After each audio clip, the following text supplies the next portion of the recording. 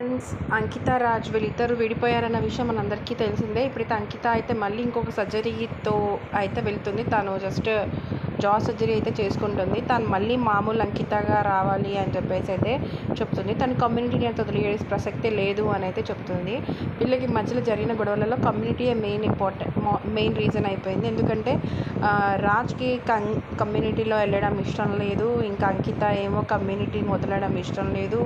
So ఈ విధంగా అయితే వీళ్ళు విడిపోయారు. ఇప్పుడైతే కమ్యూనిటీ వదలడానికి నేను రెడీగా లేను, ఇంకా నేను నెక్స్ట్ మంచి లైఫ్ లీడ్ చేద్దాం అనుకుంటున్నాను, ఇప్పుడైతే సర్జరీ చేయించుకోవడానికి వెళ్తున్నాను అని అయితే చెప్పడం జరిగింది. దాంతోపాటు చాలామంది వీడియోస్ ఎలా అంటే మళ్ళీ బాయ్గా అయిపోతుంది అని చెప్పేసి అయితే చెప్తున్నారు. అలా కాదు, తను అమ్మాయిగానే ఉంటూనే ఫేస్కి సంబంధించిన కొన్ని సర్జరీస్ చేయించుకుంటుంది అనమాట. అసలు ఇన్ని సర్జరీస్ చేయించుకోవడం అవసరమా అని అయితే నాకు అనిపిస్తుంది. ఎందుకంటే బాడీ ప్రతిదీ చేయించుకుంటూ ఉంటే అది తర్వాత కాంప్లికేషన్స్ అనేది వస్తూ ఉంటాయి కదా.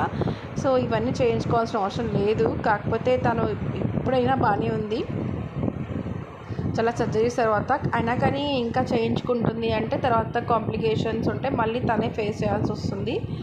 కానీ తను ఆలోచించుకుంటే బాగుంటుంది. ఇప్పటికైనా ఇవన్నీ లేకుండా హ్యాపీగా హెల్తీగా ఉంటే బాగుంటుంది. ఏదైనా మనం పెట్టుకునేది అది ఎప్పటికీ ఉండదు కదా, ఏదో ఒక టైంలో అది మళ్ళీ మనకే రిటర్న్ అవుతుంది. కాబట్టి అలా కాకుండా న్యాచురల్గా ఇప్పుడు ఉన్న అదైతే బాగానే ఉన్నారు కాబట్టి ఇది కంటిన్యూ అయితే బాగుండు. కానీ మళ్ళీ తను అయితే చేయిస్తున్నారు. 1 month వరకు తినడం కూడా ఉండదంట. అసలు అంత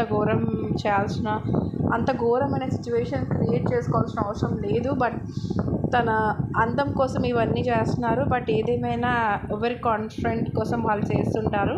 అలా మనం చెప్పడానికి కూడా మనం ఎవరము అని అయితే కొన్నిసార్లు అనిపిస్తూ ఉంటుంది. So thank you so much and ఈ ఇన్ఫర్మేషన్ ఇద్దామనే వీడియో చేస్తున్నాను. Bye friends, take care and have a nice day and good morning.